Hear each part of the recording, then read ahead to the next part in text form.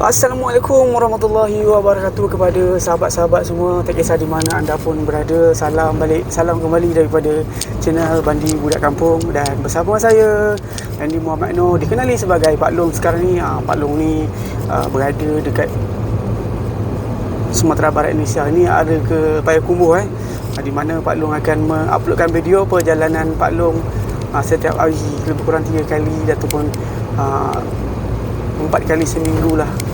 Oleh dikarenakan dah lama tak upload, jadi ramai sahabat-sahabat semua yang tak mengenali Bandi Budak Kampung. Itu dia. Video kali ini Bandi Budak Kampung akan buat video setiap hari Setiap hari upload video tentang pekerjaan lah.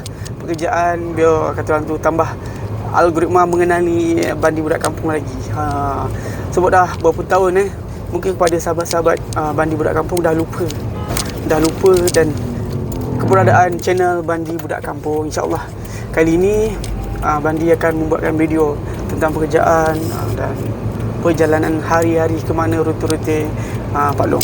Okey, ini sekarang Pak Long berada dekat jalan. Pak Long tukarlah kamera depan dia supaya kita sama-sama tengok tempat orang.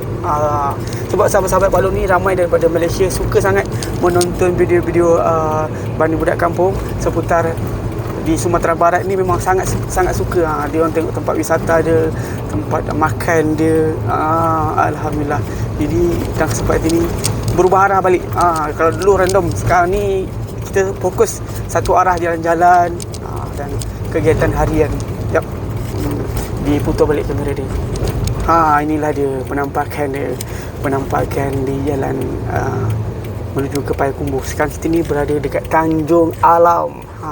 Tanjung Alam ni dekat dalam dia terkenal dengan durian kamang.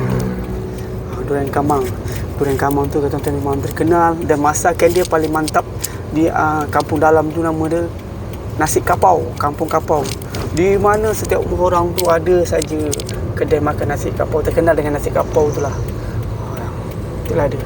Ini rute-rute Pak Long ni menuju ke Payakumbuh hantar barang. Alhamdulillah sekarang dah nak masuk raya ke berapa dan tidak terlambat jugalah.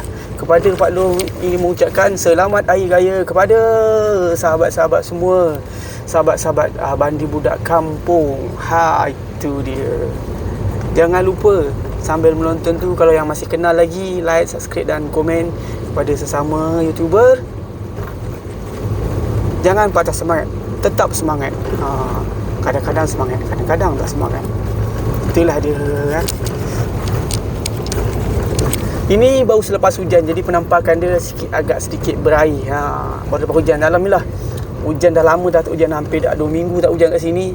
Start daripada puasa, daripada raya kemarin sampai sekarang tak hujan lagi.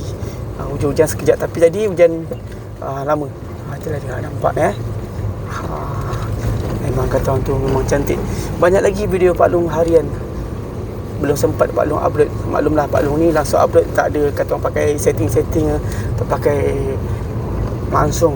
Pak Long buat video langsung Pak Long upload. Mudah-mudahan video Pak Long ni kata orang tu jadi tontonan sahabat-sahabat semua yang di luar Sumatera Barat, kecuali di luar negeri.